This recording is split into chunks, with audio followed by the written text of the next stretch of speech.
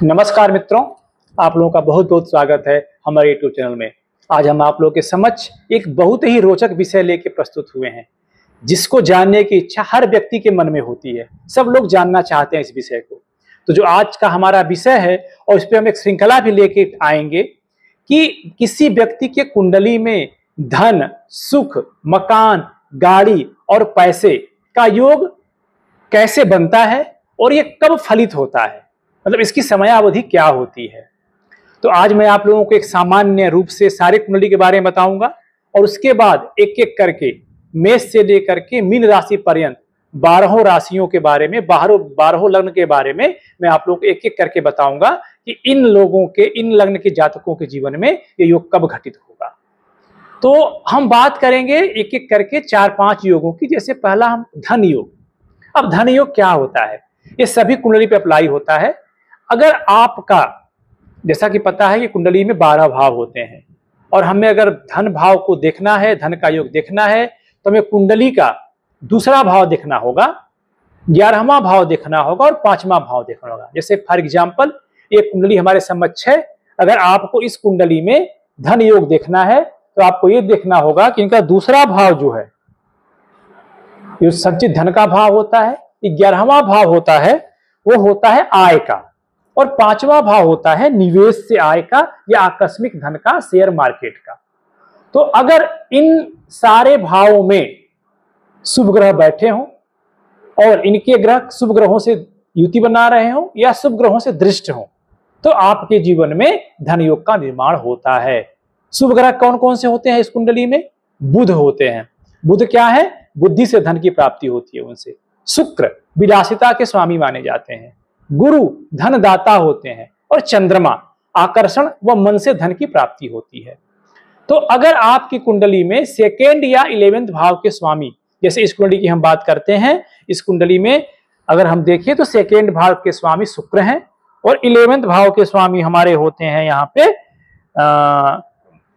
शनि देव होते हैं, मजबूत हो और शुभ ग्रहों से युक्त हो, तब यहाँ पे धन योग का निर्माण होता है। गुरु और चंद्र का गज केसरी योग। अगर आपकी कुंडली में चंद्रमा और बृहस्पति का योग बन रहा हो, युति हो रही हो, तो ये युति गज केसरी योग के नाम जानी जाती है और वह आप निश्चय रूप से आप अच्छे धन संपदा के मालिक होंगे। चौथा जो योग बनता है लक्ष्मी योग के नाम जाना जाता है। क्या होता है लक्ष्मी योग? अगर आपका लग्नेश से, फॉर एग्जाम्पल लग्नेश मतलब इस कुंडली में हो गया मेष या मंगल हो गए लग्नेश, हमारे लग्नेश और शुक्र दोनों केंद्र या त्रिकोण में हो और शुभ ग्रहों से दृष्ट हो, तो ये योग बनता है, लक्ष्मी योग का निर्माण होता है। इसमें आपको अपार धन संपत्ति की प्राप्ति होती है। तो अब इसमें देखना, इस कुंडली का हम देखते हैं, इसमें लक्ष्मी योग कैसे बनेगा।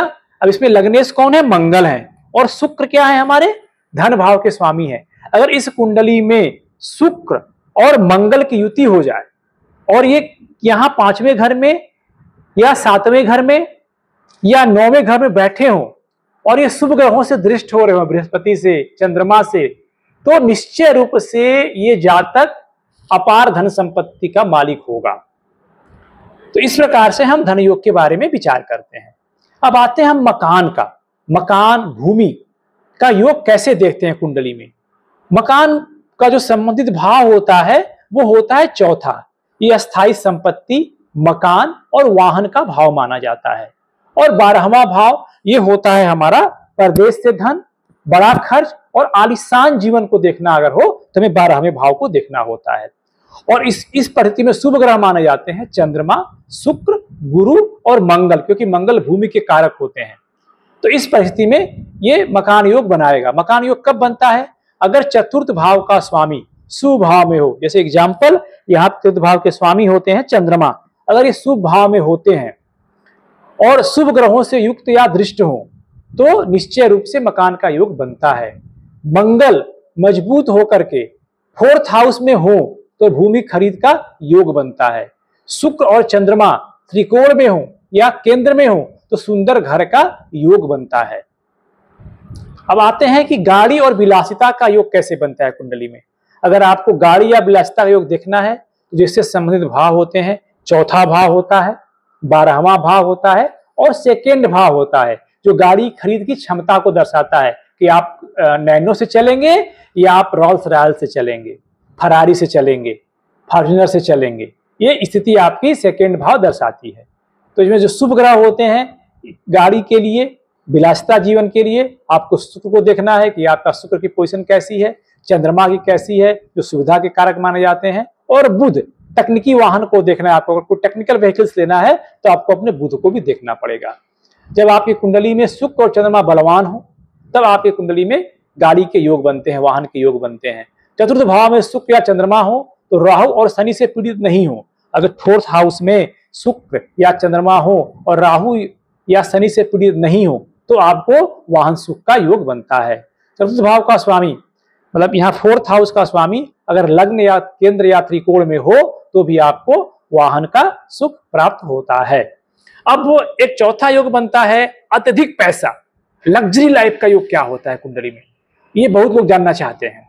तो इसके लिए जो महत्वपूर्ण योग बनता है वो धन योग, सबसे धन योग की बात कर रहा हूं मैं, जो कि दूसरे 2 नंबर, 5 नंबर, 9 नंबर और 11 नंबर ये हमारे आय के कारक होते हैं कहीं ना कहीं से। क्यों? क्योंकि ये हमारे 2 नंबर होता है संचित धन का होता है, पति संपत्ति का भाव होता है। 5वां भाव हमारा आकस्मिक धन का होता है, शेयर मार्केट का होता है, निवेश से आय का होता है। 9वां भाव हमारा भाग्य का होता है कि हमारे भाग्य से क्या मिलने वाला है, और 11वां भाव हमारा आय का स्वामी होता है कि हमारे आय के स्रोत क्या है। अगर ये धन, अगर इनके स्वामियों का आपस में संबंध हो, संबंध मतलब इनकी युति हो या दृष्टि संबंध अगर